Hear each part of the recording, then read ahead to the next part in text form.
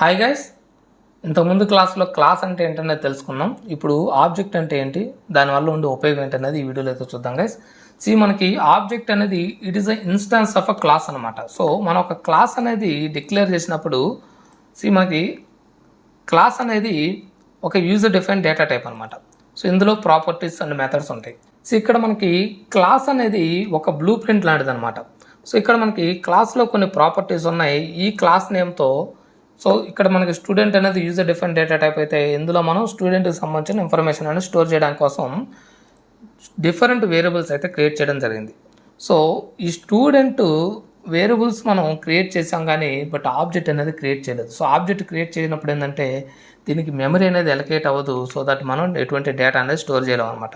So ఇక్కడ చూసినట్టయితే మనకి స్టూడెంట్ 1 నల్గా ఉంది. సో ఇవన్నీ కూడా నల్ వాల్యూస్గా ఉన్నాయన్నమాట. నల్ వాల్యూస్గా ఉన్నాయి. సో ఇందులో మనం స్టూడెంట్ 1 డాట్ నేమ్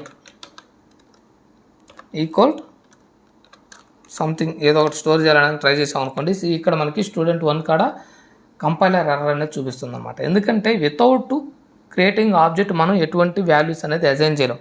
అంటే ఆబ్జెక్ట్ క్రియేట్ చేసినప్పుడు మాత్రమే మనకి మెమరీ అనేది అలొకేట్ అవుతుంది కాబట్టి then only you can assign values అనమాట. సో ఇక్కడ స్టేట్మెంట్లో ఈ స్టూడెంట్ 1 వేరియబుల్కి నేను ఇక్కడ ఆబ్జెక్ట్ అనేది అసైన్ చేస్తున్నా. ఇక్కడ ఇప్పుడు నల్ ఉంది కదా.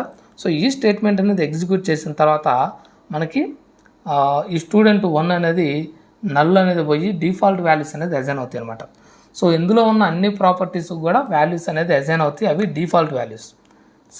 ఇంటిజర్ అనుకోండి 0 అనేది అసైన్ అవుతుంది, స్ట్రింగ్ అనుకోండి నల్ అసైన్ అవుతుంది, బూలియన్ అనుకోండి ఫాల్స్ అనేది అసైన్ అవుతుంది. ఇవన్నీ డిఫాల్ట్ వాల్యూస్ అనమాట.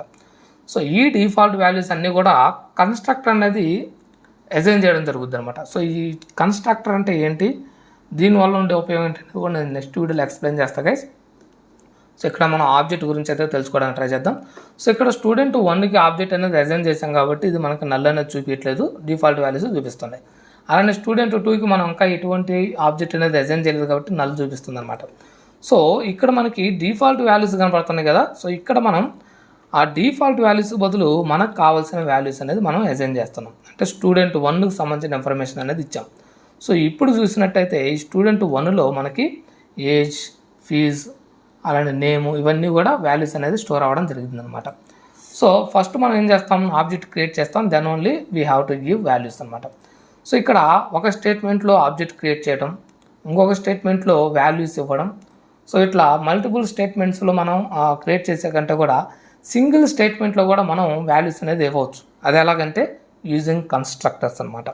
సో కన్స్ట్రక్టర్స్ గురించి అయితే మనం నెక్స్ట్ వీడియోలో తెలుసుకుందాం గైస్. సో ఇక్కడ మీరు అర్థం చేసుకోవాల్సింది ఏంటంటే ఇక్కడ స్టూడెంట్ అనేది ఒక క్లాస్ అయితే, ఇది ఒక యూజర్ డిఫైన్ టైప్ అయితే, ఇది ఒక బ్లూ ప్రింట్ లాంటిది అనమాట. సో దీనికి వేరియబుల్ క్రియేట్ చేసినంత మాత్రాన మనం అందులో ఏమీ స్టోర్ చేయలేం. లైక్ ఇక్కడ చూసినట్టయితే లెఫ్ట్ సైడ్ మనకి ఇక్కడ ఇది ఒక బ్లూ ప్రింట్ కార్ అనేది, ఇది ఒక పేపర్ మీద ఉన్న డయాగ్రామ్ లాంటిది అనుకోండి. సో పేపర్ మీద ఉన్న డయాగ్రామ్ సహాయంతో ఈ కార్ కంపెనీస్ ఏం చేస్తాయంటే వాళ్ళకి కావాల్సిన వాల్యూస్తో, వాళ్ళకి కావాల్సిన కలర్తో, వాళ్ళకి కావాల్సిన స్టైల్ అండ్ టైర్స్తో రియల్ వరల్డ్ కార్స్ అనేవి క్రియేట్ చేస్తారనమాట. సో ఇవి ఆబ్జెక్ట్ లాంటివి. సో ఇది క్లాస్ అయితే ఇవి ఆబ్జెక్ట్ లాంటిది అనమాట, అంటే రియల్ వరల్డ్ ఆబ్జెక్ట్ లాంటిది అనమాట. సో ఆల్వేస్ మనం క్లాస్ క్రియేట్ చేయడమే కాదు, ఆ క్లాస్కి మనం ఆబ్జెక్ట్స్ అనేవి క్రియేట్ చేసినప్పుడు మాత్రమే దాంట్లో మనం డేటా అనేది స్టోర్ చేయగలం అనమాట. So I hope you understand guys. Actually మనం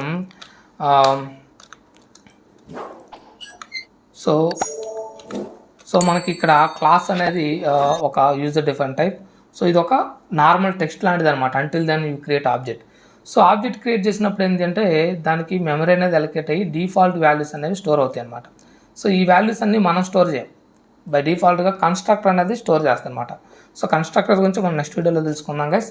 so I hope you understand about the object. ఇంకా నేను ఏమైనా మిస్ చేసి ఉన్నా లేదా మీకు ఏమైనా డౌట్స్ ఉన్నా please post your doubts on the comment box. Thanks for watching. Please subscribe to my channel.